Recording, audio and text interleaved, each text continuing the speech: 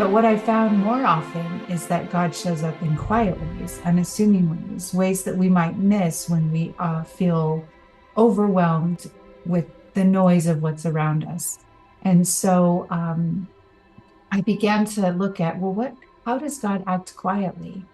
And what are the things where can we see God when sort of God is not trying to draw attention to God's self and be showy? God's just trying to meet us in our regular lives with regular blessing that actually makes the difference between connection and disconnection. We'll talk about this and much more today. Welcome to a Writer's Day podcast.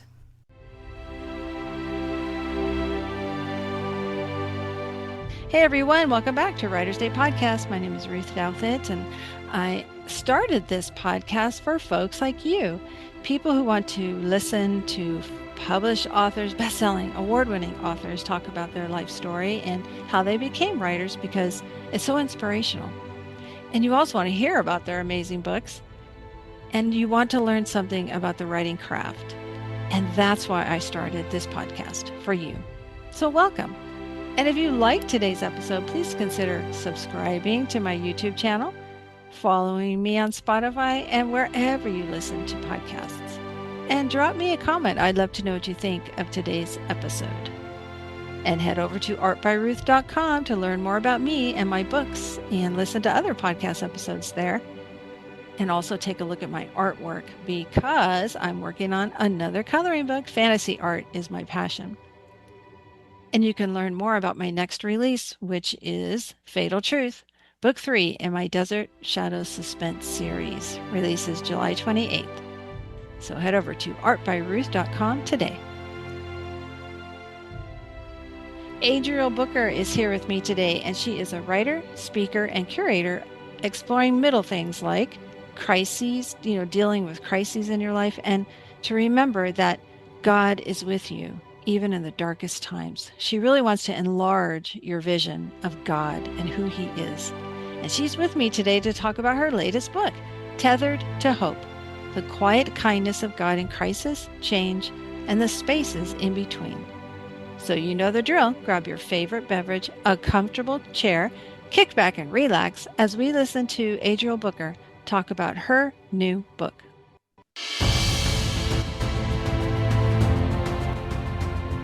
Hey everyone, welcome back to the podcast. I'm super excited to be talking with Adriel Booker today. Welcome to the podcast. Hi, Ruth. Thanks for having me. Yeah, of course. Your book sounds amazing. But first, why don't you tell my listeners a little bit about yourself? Well, I am an American expat living in Australia, and I should probably say I've immigrated to Australia because I've been here now since for close to about 25 years. I'm married, I've got 3 boys, and I've worked in the nonprofit sector for most of my adult life. And now my husband and I own and operate a vintage shop and coffee house, and a co-working space. I'm also an author, and I've just released my second book, and it's wonderful to be here with you today. Oh, great. Well, so did you always want to be a writer? No, I did not. I think as a child, I wanted to be a doctor, and maybe work in the psychology field with children, maybe a child psychologist. And then I sort of wanted to be a lawyer because I wanted to go into politics when I was a teenager. So it's been kind of a roundabout way for me to get there. In my year 12 class, English class, I had the most wonderful teacher. We probably all have a story of a teacher that we just adored. Well, mine is Mrs. Hurley from 12th grade English. And I just had such an amazing experience in that class and realized how much I really loved reading and writing. I probably wouldn't have called it writing at the time, but I loved synthesizing ideas. I loved yeah, I loved just looking at and examining ideas, basically. Hmm. And then in college, I did some community college and I took a writing class, and the instructor was just floored by what I turned in and was like, I want to help get you published. You're an amazing writer. You're perhaps the best writing, the best student I've ever had. It was very flattering, but also kind of overwhelming. And at the time, I didn't want to be a writer. And so I didn't know quite what to do with that. So I sort of set it aside. And it wasn't really until, but in saying that, I recognized that I had something, but I didn't feel like it was a career pursuit. In fact, I sort of fantasized a little bit about writing, but in my mind, it was something that I would do when I retired. It would be like the second career, in my golden years. And I imagined myself, I've probably really romanticized the idea of writing. Um, and what that might be like in my golden years. But when I became a mom, I had been working full time and traveling, doing a lot of teaching, Bible teaching, and traveling all over the world. But when I had my first baby, I needed and wanted to travel less. And I decided to stay home with him, but I started going crazy. Hmm. I think I'm a worker bee. I was just built to work. And so I started writing. I couldn't teach and speak as much. So I started writing, and it just started as a hobby and an outlet for me to feel like I was contributing to the world.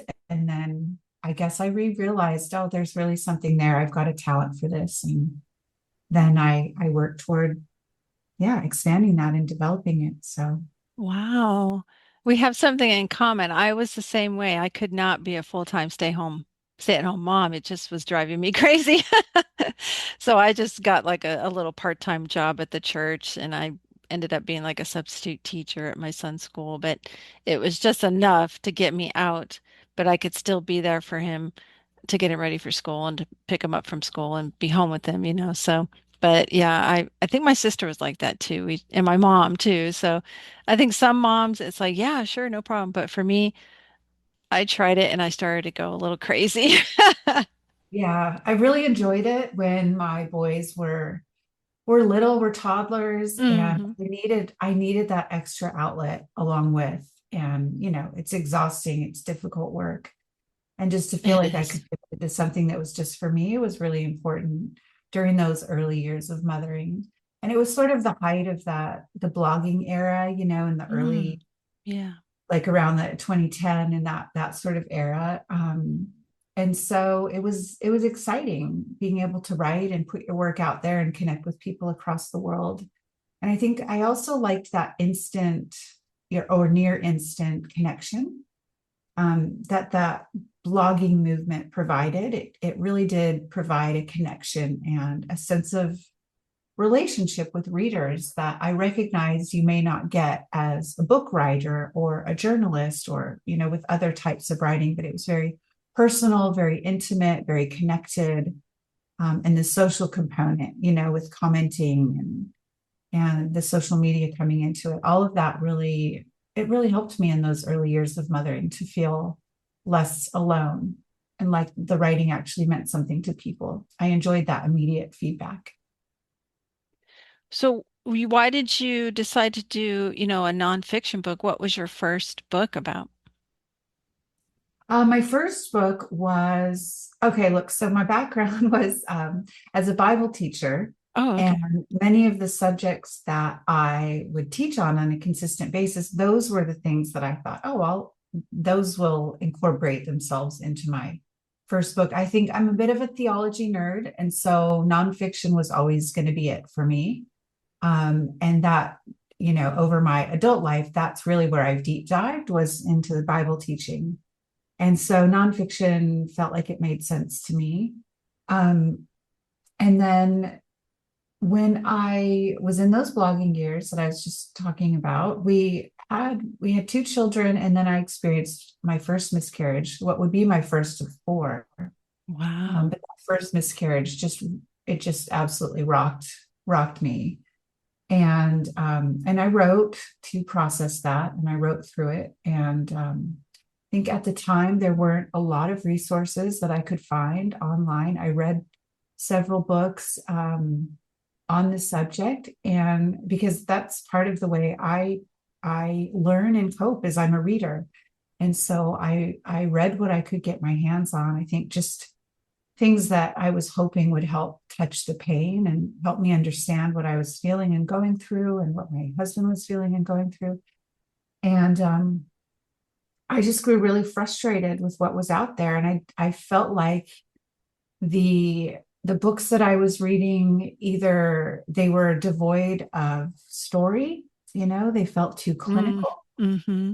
Yeah. Um, or the ones that did a great job with story felt like they were missing something really important with, the faith component. And then I read others where they did incorporate theology, but I thought the theology was so terrible that I didn't know how anyone could think it would help women and families. And I felt, I guess, I felt offended that God was being portrayed in a certain way through some of the books I had read.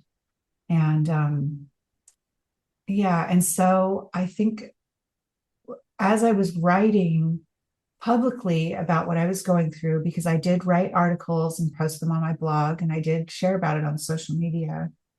Um, I thought maybe I'll write about this someday. Maybe someday I'll write the book that I wanted to read in this period. But I certainly didn't want that to be my first published book. I didn't want to be pigeonholed as someone who writes just about grief. Mm-hmm. But it was honestly just a series of events that happened connecting me with my agent then at the time. And I just felt like actually this is the book I need to start with, because this is the book that it was just really resonating. When I would write articles, they would get shared. That's Mm-hmm. maybe the closest thing I've ever come to going viral was these articles would just get shared and reshared. And I realized, like, oh, this is something that not only I want, but other people want. They want to be able to find that connection between story and grief support and theology. And that was something that I was comfortable sort of weaving those three aspects together. So my first book is called Grace Like Scarlet, Grieving with Hope After Miscarriage and Loss. And that came out in 2018. I'm so proud of that book. I love it so much. It's honestly the book that I wish someone could have handed me when I was in the thick of my own grief after miscarriage. And so, yeah, that I probably wouldn't have been my pick, but it just felt like the book was meant to be. And not saying that it magically came about. I mean, there was years of hard work. It was very difficult to write. I was in the writing process while so we had our two sons, then we had three miscarriages, then I had another son. And I was writing it while I had a newborn. Our third child was a newborn. So it's very like physically difficult and emotionally difficult. But I felt such a passion and a purpose and a charge around writing it that I was very motivated. And then after Grace Like Scarlet came out, we did experience another loss at midterm. And when we lost our fourth child, our daughter, we just went, okay, we are done with the childbearing years. This is excruciating. We need to move on. And by that time, we had launched another ministry, and I was in knee deep with my work on the ground, and so I wasn't able to devote as much time writing anyway. And but that's how the first book came about. And Wow. I don't That know if is I'll ever amazing. pivot to fiction. I think nonfiction is my sweet spot. I love the Sure. idea of I love the idea of Madeline L'Engle, working on the farm, overlooking the brook in the tree and writing her beautiful story. But I don't know that will ever be me. I love And the that's, idea yeah. of it, but I think through and through, I'm a bit of a Bible nerd, and that's probably never going to go away. And that, And yeah, that's fine, And I I love love that the challenge. you called yourself a theology nerd. That is so cute. Yeah, I love the challenge of trying to interpret, trying to get into the stories of our faith and try to understand the context and how to bring them forward into our current lives and to weave our own stories. And I think that's really important, that there's that human connection feel. I agree. Not that scripture doesn't feel current, but that it's woven together with something that feels more tangible for people. Oh, I agree. And I think that's important that you said how even though you were writing a nonfiction, you still wanted to tell a story. And I often advise those who are trying to write nonfiction, you're still telling a story. You know, you have a reader out there, and your book should be for them and about them, and you're kind of taking them on this journey too. Otherwise, you're right, it can just sound so clinical and be so dry and kind of boring. So that's wonderful that Yeah. you tapped into that emotional side of it too.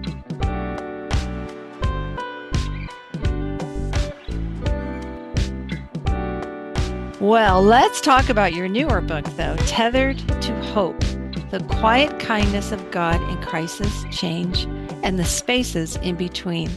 Tell us your inspiration for this book and what is it about? Well, this book really started with Grace Like Scarlet. I think as I had released that book, and it's very specific, it's very niche. It's for people that have experienced pregnancy loss or loss around fertility. And I started getting messages from people who were saying, oh, I read your book and I haven't experienced this, but I wanted to understand it. But it surprised me. It really helped me with, and then fill in the blank. They would tell me a different type of crisis that they had endured or were enduring, or a different type of grief that they were processing. And I started getting this feedback that was, outside of the niche of Grace Like Scarlet. And that always meant so much to me, because I know that what was in there, or what is in there around grief and where is God in the midst of that, can translate into other areas. But I just felt really specifically that I wanted something to hand a woman and her family that had experienced that kind of loss. But it did get me thinking, what is next, and how do I broaden that message? How do I reach a wider audience? I never intended to only write for women, but if someone sees, the word miscarriage or something like that in a title, they're going to assume it's a book for women. And it really is. I wrote it for women and their families and the people that love them. But I did want to write for a broader audience. So I began thinking about, what's the next book? And I think for me, I also had this experience where my husband and I were chatting with a friend, and he's probably 10 years younger than us, a little bit younger. At the time, he wasn't married, didn't have children, and we were ministry associates. He was saying to us how he was noticing in so many of his colleagues that would hit the childbearing years, that they would go through this sort of identity crisis around, who am I now that I've got kids, now that I'm stepping out of ministry in the full-time capacity, maybe scaling back, this type of thing. And he was just sort of making some observations. And I remember listening to him and just thinking, well, yeah, it's a complete identity crisis. We often have identity crises, at different times in our lives, but they're often when there is a major loss or a major change or a major transition, and we question our roles. It sort of calls into question, who are we without this or that scaffolding that we've been used to? And so I think that was sort of the seeds of it. And I thought, yeah, I really want to write into those issues of identity and who am I, after change. And then a few years, sort of fast forward years later, when the pandemic hit, I just felt like, okay, everyone's dealing with grief right now. Everyone's in this liminal space between that old life that we knew and, do you remember, how can you not remember? People were always talking about when we get to that new normal. And it was just so annoying to always think about what's the new normal, because we never knew when that would come or where that would come.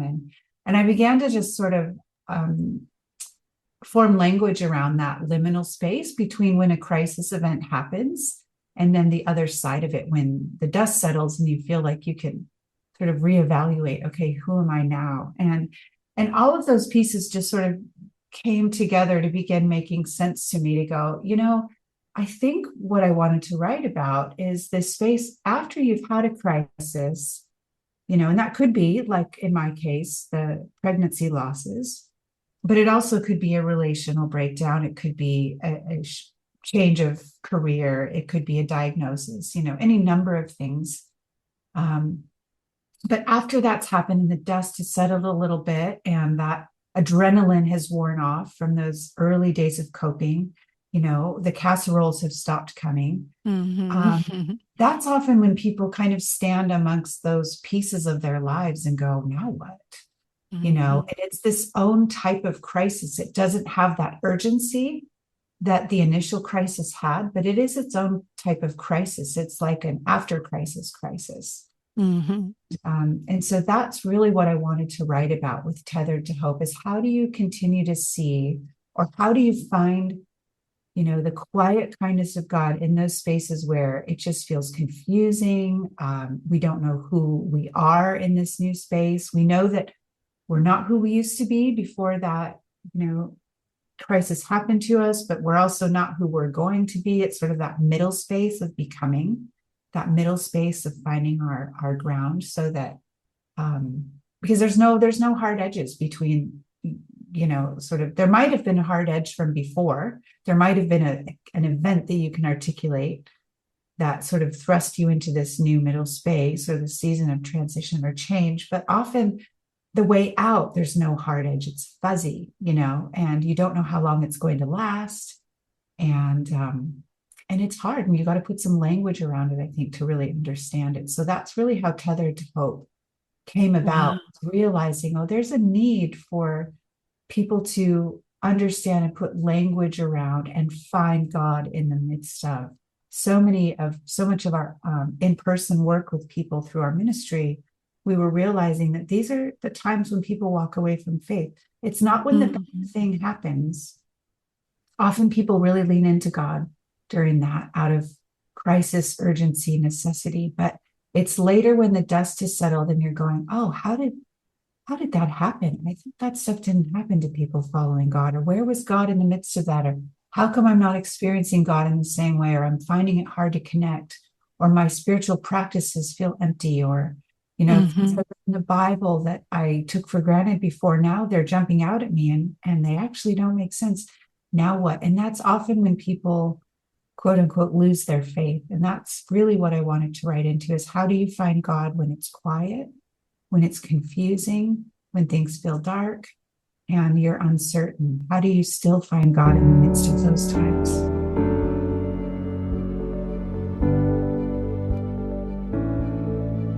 Now you say God's quiet kindness. So what does that look like to you, and what does that feel like to you? Yeah. Do you remember a few years ago, there was quite a social media trend where people were filming themselves paying for a stranger's groceries or giving them flowers or doing all these unexpected things. Right? That? And those clips were always going viral, it felt. And I remember watching those clips and being really torn and thinking, oh, there's part of me that was like, oh, how lovely, because you see this genuine reaction from someone being, blessed by it. But I remember also watching them and thinking, it feels a little exploitive. I'm going to film myself doing these acts of kindness and kind of being the hero in the story. And I always wondered how many of those clips didn't make it online because the person was like, don't film me. I don't want, this is, my own private life. And I don't know, they felt like these loud acts of kindness. And I think when I've been in difficult places myself, I've been looking for the loud acts from God, the big miracles, the rescue me from this situation, turn this thing inside out, upside down. It's not working. And I'm looking for this sort of lightning bolt, big answers from God. And look, sometimes those do come. I've got some stories, from my adult life when God really showed up in pretty miraculous, showy ways. But what I found more often is that God shows up in quiet ways, unassuming ways that we might miss when we feel overwhelmed with the noise of what's around us. And so I began to look at, well, how does God act quietly? And what are the things where can we see God when sort of God is not trying to draw attention to God's self and be showy? God's just trying to meet us in our regular lives with regular blessing that actually makes the difference between connection and disconnection. And so that's when I started to look for what's the quiet kindness of God, because no one needs to put language around the big miraculous, things. Those are obvious. And we can read about many of those things in scripture. But what about the rest of us who aren't receiving, lightning bolts from the sky and the earth opening up, or, what about the rest of us? Can we still see God when there's no big showy acts? And that's really what I wanted to look at in this book. Oh, that is amazing. I definitely could see the picture as you were describing it. I thought, okay, now I know what she's talking about. That is so true. The way God acts. And you're right. He doesn't do it for his own, vain reasons. He's not vainglorious. He does everything for us. And that's a beautiful picture. Tethered to Hope, the quiet kindness of God in crisis, change, and the spaces in between is available right now. So head over to Amazon and get your copy. And so what's coming next for you in 2026? Well, I'm not actively writing anything new right now. I feel like I'm collecting, as we always are, but I'm still really focused on Tethered to Hope. As I said at the top of the conversation, my husband and I opened a new business last year, or 1 year ago. We just hit the 1 year mark. And, having a new business is like having a new baby. So much of my effort is going into just nurturing this little baby business. And because of that, when Tethered to Hope came out, I wasn't able to invest as much time in the launch as I wanted to for a big, splash onto the market. But I was really looking at the launch as, okay, how can I roll this book out over the rest of 2026? So although I'm not right in that moment of book launch that everyone sort of talks about, I still feel like I'm in the middle of a book launch. So I'm still rolling out Tethered to Hope. We've got some online, we've got an in-person reading circle coming up. I'm going to run an online reading circle over Tethered to Hope. And I'm really still focused on getting this book out there. And I plan on being my major focus for my writer's life, for the rest of this year. Oh, that's great, though. Launched really, really well. Yeah, it's kind of like a ministry for you now to help folks understand the book, understand what you're saying, and to help them. I think that's beautiful. Absolutely. And so, do you have a website that folks can go visit to learn more about you? I do. Yeah. My website is adrielbooker.com. And my socials are Adriel Booker as well. And also I write on Substack. It's called The Foundry on Substack. Oh, okay. Wonderful. So listeners, head over to adrielbooker.com and you can look at her books. She has her articles there. You can learn more about her. And do you have a newsletter that they can sign up for, or can they contact you? Yeah, I do. That's through my Substack. Okay. And so you can find the link on that right on my website. Fantastic. Well, this has just been amazing, and I'm so glad we got to connect and talk about this. It's near and dear to my heart. I work with grief support groups I help facilitate, and so I'll definitely recommend this book and the other book too, because sometimes attendees are dealing with miscarriage. And so I just think it's admirable that you want to help others understand that God is still there in the storm, in the crisis, and the change that happens afterwards when the storm settles. There's so much change to deal with. So I think it's a beautiful ministry that you have. And so thank you, Adriel, for joining me today. This has been a treat. Thank you, Ruth. I really appreciate you having me. Wasn't that neat to listen to Adriel Booker talk about her life and how she became a writer and how she endured crisis? I just love that she's using her books and her life story as a ministry to others. And so remember, those of you who want to write nonfiction, you're still writing a story. So use your life story and write like you're telling a story and taking your readers on a journey. That's what Adriel has done with her books. She really thinks about you, the reader, and she wants to help you. What a blessing. And I hope that you've been encouraged to keep going on your writing journey. Even though you experienced a crisis like Adriel did, she still felt compelled to write. So if she can do it with the newborn, you and I can do it too. Try and write something every day. Make it a priority in your life. And if you've gone through a crisis and you really feel like maybe God had you go through that to help others, consider writing a story about it. But most of all, I just want to thank you for listening today. And until next time, God bless.